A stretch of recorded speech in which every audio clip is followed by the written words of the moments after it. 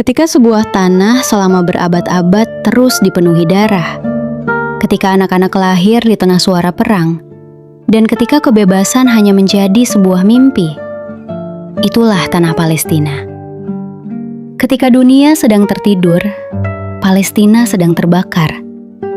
Ketika anak-anak seharusnya meminta mainan, mereka justru berlari menyelamatkan nyawa. Dan ketika kemanusiaan mulai diam, berarti kezaliman telah mencapai puncaknya. Palestina dianggap sebagai salah satu wilayah tertua dan paling menyedihkan di dunia. Tanah ini berada di Timur Tengah, tempat berbagai bangsa, agama, dan kerajaan datang silih berganti selama ribuan tahun.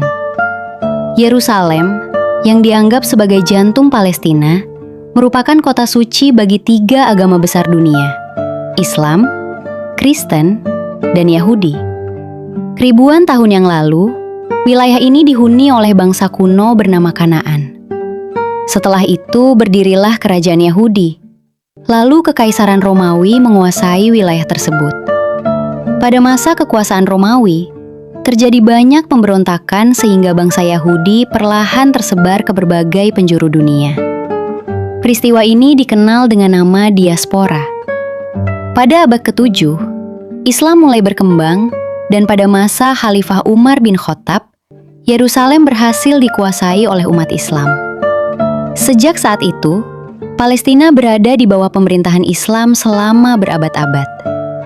Masjid Al-Aqsa kemudian menjadi salah satu tempat paling suci bagi umat Muslim di seluruh dunia. Namun, pada akhir abad ke-19, muncul gerakan Zionisme di Eropa. Gerakan ini bertujuan mendirikan sebuah negara khusus bagi bangsa Yahudi. Banyak orang Yahudi mulai datang dan menetap di Palestina. Saat itu, Palestina masih menjadi bagian dari Kekaisaran Ottoman. Setelah Perang Dunia Pertama, Kekaisaran Ottoman runtuh dan Inggris mengambil alih Palestina.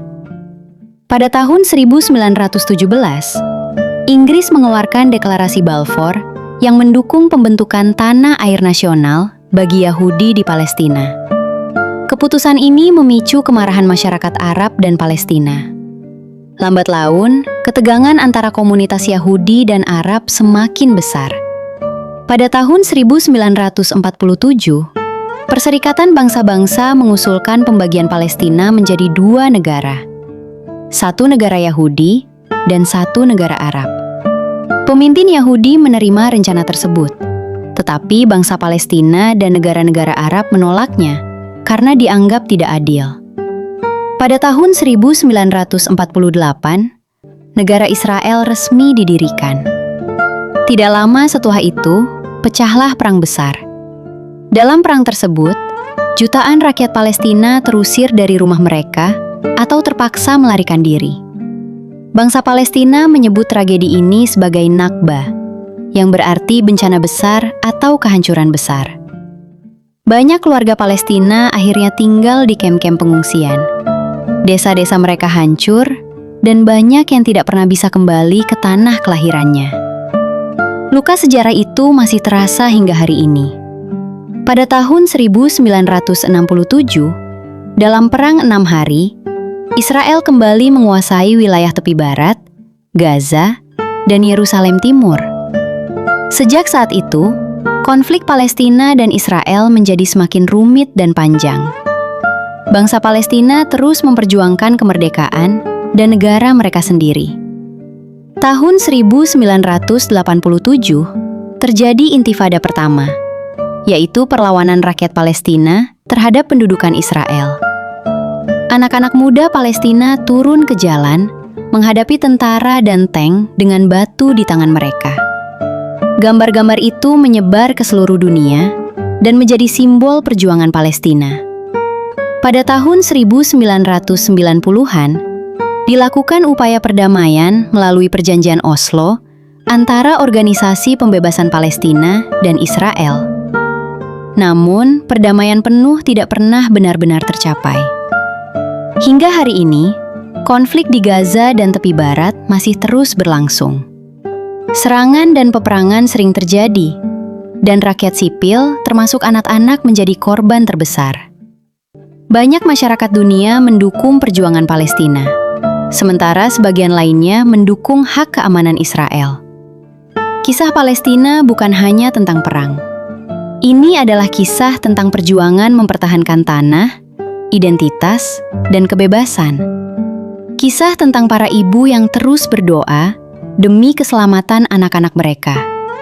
Kisah tentang anak-anak yang tetap memiliki mimpi di tengah dentuman bom.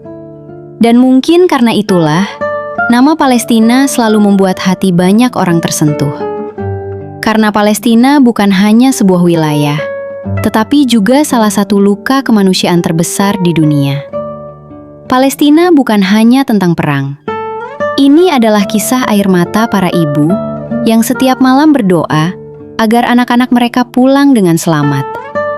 Ini adalah jeritan anak-anak yang tumbuh dalam bayang-bayang ketakutan. Namun, meski telah mengalami begitu banyak penderitaan, rakyat Palestina sampai hari ini belum menyerah. Karena di dalam hati mereka, kebebasan masih hidup. Dan selama harapan masih ada, sebuah bangsa tidak akan pernah benar-benar kalah.